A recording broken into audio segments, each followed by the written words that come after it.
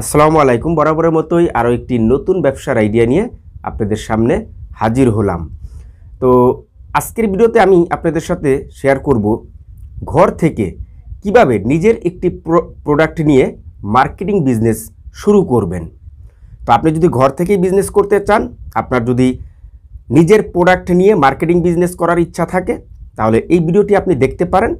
আমি আশা করি আপনার হয়তোবা উপকার হতে পারে বা হেল্প হতে পারে। তো আজকে আমি যেই ব্যবসার আইডিয়াটি শেয়ার করব সেটি হচ্ছে শুধুমাত্র রসমালাইয়ের বিজনেস আপনি শুরু করতে পারেন। জাস্ট একটু ধৈর্য নিয়ে দেখুন, সম্পূর্ণ কথাগুলি বোঝার চেষ্টা করুন, তারপর আপনি ডিসাইড করতে পারবেন যে এই ব্যবসাটি আপনি শুরু করবেন নাকি করবেন না। তো এই রসমালাইয়ের বিজনেসটা আপনি যদি শুরু করতে চান, তাহলে সর্বপ্রথম আপনাকে যেভাবে শুরু করতে হবে সেটি হচ্ছে যে ধরেন আপনি আপনার বাড়িতে এই রসমালাই নিয়ে ব্যবসাটা করবেন, তাহলে আপনার বাড়িতে স্পেসিফিক একটি জায়গা পছন্দ করতে হবে, যে যেই জায়গাটার মধ্যে বা যেইখানে আপনি সুন্দর একটি পরিবেশ করে বাণিজ্যিকভাবে এই রসমালাইটা তৈরি করবেন। তো রেডি করার পরে দেখা গেল যে এই যে রসমালাইটা, এই রসমালাইটা আপনি যদি না বানাতে পারেন, তাহলে আপনি 15 দিন 1 মাস দেখে শিখতে পারেন। এখন বর্তমানে অনলাইনে অনেক টিউটোরিয়াল ভিডিও রয়েছে, ইউটিউবে রয়েছে, বিভিন্ন ভিডিও আপনি পাবেন এই রসমালাইয়ের উপরে। আপনি সেখান থেকে দেখে দেখে চমৎকার রসমালাই কিন্তু আপনি বানাতে পারেন। জাস্ট আপনি 15 থেকে 20 দিন 1 মাস একটু আপনি ট্রেনিং দিলেই হবে। এই রসমালাইটা আপনি যদি মার্কেটিং করে বিক্রি করেন, তাহলে এটার সাইজ আপনি কিভাবে কি করবেন, ঠিক আছে? তো আপনি যখন রসমালাই বানানো শুরু করলেন, এই রসমালাইটা দেখা গেল যে আপনি সর্বনিম্ন 50 টাকা থেকে করতে পারেন। সর্বনিম্ন 50 টাকা যদি আপনার আয়ত্তের মধ্যে থাকে যে এটি আমি 20 টাকার করলেও আমি লাভ করতে পারবো, তাহলে আপনি 20 টাকারও করতে পারেন। সেটা আপনার উপরে মানে আপনি ডিসাইড করবেন। তো আমি সর্বনিম্ন 50 টাকা দিয়ে বুঝালাম যে 50 টাকার, 100 টাকার, 200 টাকার, এই 3টা ক্যাটাগরির আপনি করতে পারেন। এর চাইতে বড় করার দরকার নেই। যদি মার্কেটে চাহিদা থাকে তাহলে এটা পরবর্তীতে আপনি বড় করবেন 500 গ্রাম, 1 কেজি, ঠিক আছে? বর্তমানে মানুষ দেখা গেল যে দ্রুততার সাথে একটি খাবার বা দ্রুততার সাথে একটি জিনিস পাওয়ার চেষ্টা করে।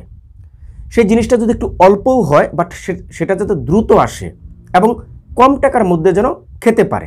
দোকানে গিয়ে যদি আপনি 20 টাকার একটি কাপ দই খেতে পারেন, অথবা আপনি যদি 50 টাকার একটি চকবার খেতে পারেন, তাহলে আপনি কেন বা আমি কেন 20 টাকা দিয়ে রসমালাই খেতে পারবো না? 50 টাকা দিয়ে কেন রসমালাই খেতে পারবো না?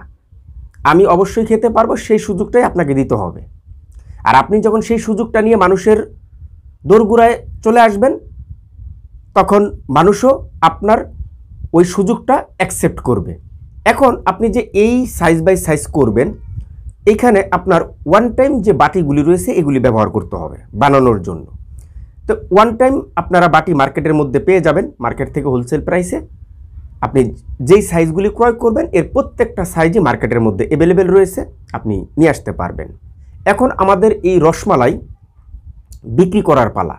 তো বিক্রি করার পালা যেহেতু, সেক্ষেত্রে আমরা আমাদের এই রসমালাইটা আমাদের স্থানীয় যে মার্কেটগুলি রয়েছে, সর্বপ্রথম আমাদের স্থানীয় মার্কেটগুলি এবং আমাদের পার্শ্ববর্তী যে মার্কেটগুলি রয়েছে, বাজার রয়েছে, গ্রাম থেকে করলে, শহর থেকে করলে আমার স্থানীয় অনেক মার্কেট রয়েছে। আমি যে আপনাদের সাথে কথা বলতেছি, আমি যেখানে বসবাস করতেছি, আমার এখানে স্থানীয় মিনিমাম 20 থেকে 30টা 50টা দোকান পরিচিত, অনেক দূর পর্যন্ত, তাই না?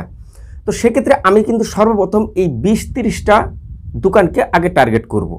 প্রয়োজনে আমি রসমালাই প্রোডাকশনে যাওয়ার আগে, অর্থাৎ উৎপাদন করার আগে, আমি এই 20 থেকে 30টা পরিচিত দোকানের সাথে আগে কথা বলবো। ভাই বা আঙ্কেল বা চাচা, এই যার সাথে যেরকম পরিচয় আর কি, বা সম্পর্ক যেরকম, এরকমভাবে দেখা গেল যে আমি এদের সাথে কথা বলবো যে আমি এই রসমালাইটা বানাতে চাই বা আমি রসমালাইটা দোকানে দোকানে বিক্রি করব। এখন আমি আপনাদের দোকানে প্রথমে পরীক্ষামূলকভাবে দিব, আপনারা একটু বিক্রি করবেন বা আমাকে একটু ফিডব্যাক জানাবেন। এরকমভাবে একটা আন্ডারস্ট্যান্ডিং তৈরি করে নিলেন আর কি, কথাবার্তা বলে, ঠিক আছে তুমি বানাও, তারপরে আমাদের দোকানে 5 পিস 10 পিস পরীক্ষামূলকভাবে দাও, আমরা বিক্রি করি, দেখি কীরকম চলে। তো এরকমভাবে আপনার ওই স্থানীয় বা পার্শ্ববর্তী যে দোকানগুলি রয়েছে, এগুলি 20-30টা দোকান আপনি অল্প পরিসরে বানিয়ে তাদেরকে দিলেন পরীক্ষামূলকভাবে। যদি আপনি দেখেন যে না ওইখান থেকে ভালো একটি ফিডব্যাক আসছে, আপনার মালগুলি ভালোই সেল হয়েছে, তখন আপনি উড়াধুরা বানানো শুরু করবেন। এরপরে আপনার স্থানীয় দোকান বা পার্শ্ববর্তী দোকানের বাইরে গিয়ে এখন আপনি যত দূরে গিয়ে গিয়ে মার্কেটিং করতে পারেন। অর্থাৎ আপনি যদি আজকে 30টা দোকান দোকানে সেল করেন প্রথম দিনে পার্শ্ববর্তী বা স্থানীয় দোকানে, এরপর থেকে আপনি আরও 1 কিলো দূরে যাবেন, এরপর থেকে আপনি আরও 1 কিলো দূরে যাবেন। আজকে আপনি একটা রুটের মধ্যে মার্কেটিং করছেন, তারপরে ধীরে ধীরে আপনি 7 দিনে 60টা রুটের মধ্যে আপনি এভাবে আপনার এই রসমালাইটা পৌঁছে দিবেন মার্কেটিং করে। এই 7টা রুট যখন আপনার হয়ে যাবে তখন আপনি ধীরে ধীরে আরও প্রসারিত করতে পারবেন। দেখা গেল আপনি থানা পর্যায়ে, ইউনিয়ন পর্যায়ে, জেলা শহর পর্যায়ে, এই সমস্ত পর্যায়ে আপনি পৌঁছে দিবেন। আপনি পল্লী এলাকা থেকে ব্যবসাটা করতেছেন, আপনার জেলা শহরও আপনার এই মাল চলে যাবে। আপনাকে প্রচার করতে হবে ধীরে ধীরে। একদিনে মানুষ কোনো কিছু করতে পারে না, একদিনে সফলতা আসে না। তার জন্য আপনাকে ধৈর্য ধরতে হবে। 10টা দোকান দিয়ে শুরু করে 10,000 দোকান ধরতে হবে। ঠিক আছে, আশা করি যে এই বিষয়টা আপনারা অবগত, বুঝেন, জানেন। তবু আমি আপনাদেরকে মনে করিয়ে দিলাম আর কি। এখন আরেকটি বিক্রি করার প্রসেস আমি বলে দিই আপনার প্রচার বাড়ানোর জন্য এবং আপনার ব্যবসার প্রসার করার জন্য। তো সেটা হচ্ছে যে আপনি দেখা গেল যে আপনার নিকটবর্তী যদি কোনো বাজার থাকে বা একটু মোটামুটি দেখা গেলো ছোটো মোটো বাজার যদি থাকে, হ্যাঁ, এরকম একটু জায়গা দেখে আপনি একটি দোকান নিলেন। তো সেই দোকানের মধ্যে দেখা গেলো যে আপনি যে আপনার বাসায় এই যে বাণিজ্যিকভাবে আপনি যে রসমালাইগুলি বানাচ্ছেন বিক্রি করার জন্য, এই রসমালাইগুলি আপনার দোকানেও আপনি ট্রান্সফার করে নিয়ে আসতে পারেন। যে আপনার বাসায় হচ্ছে বা বাড়িতে হচ্ছে, আপনি দোকানে নিয়ে আসতেছেন, এটা হচ্ছে আপনার বিক্রয় কেন্দ্র। এখান থেকে আপনি আপনার দোকান থেকে আপনি খুচরাভাবেও সেল করতে পারেন স্থানীয় লোকজনের কাছে। এখান থেকে আপনার একটা সেল আসবে, প্রফিট আসবে। এর পাশাপাশি এখান থেকে আপনার একটা প্রচার বাড়বে, ব্যবসায়িক একটা আপনার এই রসমালাইয়ের একটা ব্র্যান্ডিং বাড়বে, যে না এটা অমুক নামের অমুক রসমালাই ঘর, এখানে শুধুমাত্র রসমালাই বিক্রি করা হয় এবং সবাই জানবে এখান থেকে পাইকারিও বিক্রি করা হয়।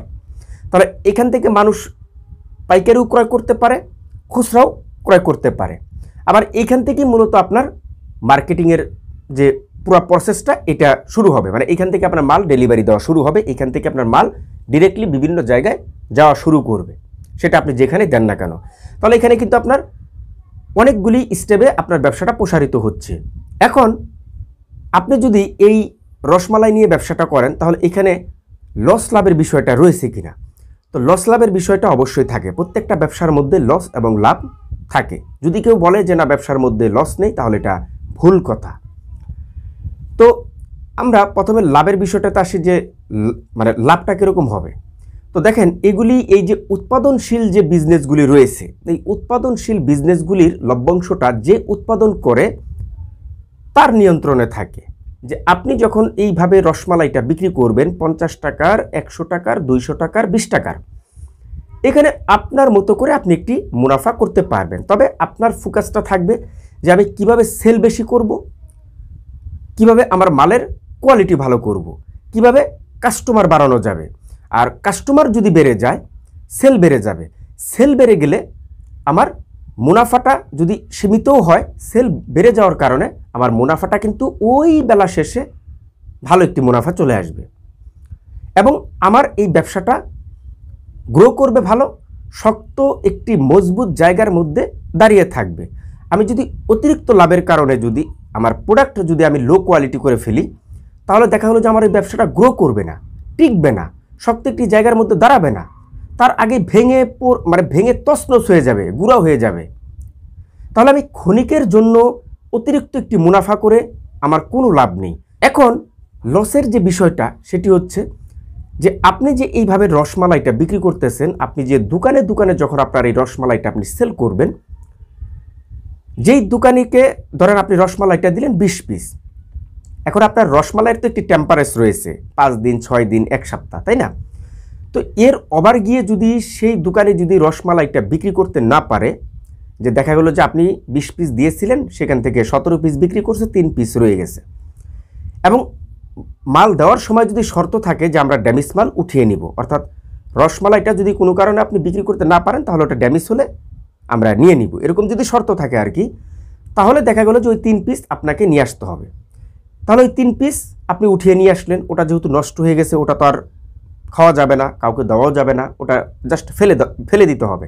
তাহলে ওই 3 পিস রসমালাই দেখা গেল যে আপনার ধরেন 300 টাকা প্রাইস আছে, তাহলে ওই 300 টাকা আপনার লস গুনতে হবে। যদিও লস হলে আরেক দিকে উঠানো যাবে, একদিকে লস হচ্ছে, ব্যবসার নিয়মই হচ্ছে এটা যে একদিকে লস হচ্ছে আরেক দিক থেকে উঠতেছে। আপনি শুধু সেলের লুপ করবেন না। আপনি একটা দোকানদার আপনার কাছ থেকে 30 পিস মাল নিচ্ছে, আপনি 30 পিসই সেল করে দিচ্ছেন, এই লুপটা কিন্তু করা যাবে না। সেই মালটা দেওয়ার আগে তাকে জিজ্ঞাসা করতে হবে যে ভাই আপনার এখানে চাহিদা কীরকম রয়েছে, সেল হবে কিনা বা সেল করতে পারবেন কিনা। কারণ এই মালটা যদি কোনো কারণে ড্যামেজ হয় তাহলে কিন্তু এটা আপনাকেই উঠাতে হবে, এটা মাথায় রেখে কিন্তু সেল করতে হবে। তো এরকমভাবে আপনি একটু ফোকাস দিবেন যে কোন দোকানে চলে কম, কোন দোকানে চলে বেশি। যে দোকানে চলে বেশি সেই দোকানে একটু পরিমাণ মতন দিবেন, আর যে দোকানে চলে কম সেই দোকানে আপনি অল্প অল্প দিবেন। তাহলে আমি আশা করি যে আপনার হয়তো ওই লসের যে একটি বিষয় সেটা অনেকটাই কমে আসবে। এবং এই ব্যবসাগুলি করার জন্য আপনার কোনো লাইসেন্সের প্রয়োজন রয়েছে কিনা। তো দেখুন, আপনি যখন একটি দোকানের মধ্যে ওই যে বিক্রয় কেন্দ্রের কথা আমি বললাম, একটি দোকানের মধ্যে যখন আপনার উৎপাদন করা রসমালাই আপনি বিক্রি করবেন, সেক্ষেত্রে আপনার দোকানে অবশ্যই একটি ট্রেড লাইসেন্স করতে হবে। এর পাশাপাশি আপনার ব্যবসাটা যদি ধীরে ধীরে একটু বড় হয়, প্রসারিত হয়, এবং আপনার এই রসমালাইটার আপনি যদি কোনো ব্র্যান্ডিং আকারে রূপ দেন, অর্থাৎ মোড়কজাত করেন বা একটি নামকরণ করেন, সেক্ষেত্রে আপনার একটি বিএসটিআই লাইসেন্সের প্রয়োজন রয়েছে। যেহেতু আপনি একটি খাবার আইটেম উৎপাদন করতেছেন, তার জন্য আপনাকে অবশ্যই একটি বিএসটিআই অনুমোদন করতে হবে। তাহলে আপনাকে আর কোনো ঝামেলায় পড়তে হবে না। ঝামেলা এড়ানোর জন্য, নির্ভেজালভাবে ব্যবসা করার জন্য আমি মনে করি যে অবশ্যই একটি বিএসটিআই লাইসেন্স করে নেবেন। আমার এই চ্যানেলে বিএসটিআই লাইসেন্স কিভাবে করবেন এবং ট্রেড লাইসেন্স কিভাবে করবেন, এই দুটি লাইসেন্স সম্পর্কে অবশ্যই ভিডিও নিয়ে আসবো খুব শীঘ্রই। তাহলে আজকের এই ভিডিওটি এখানে শেষ করলাম। সবাই ভালো থাকবেন, সুস্থ থাকবেন। দেখা হবে নেক্সট টাইমে সুন্দর একটি অল্প পুঁজির বা ছোট ব্যবসার আইডিয়া নিয়ে।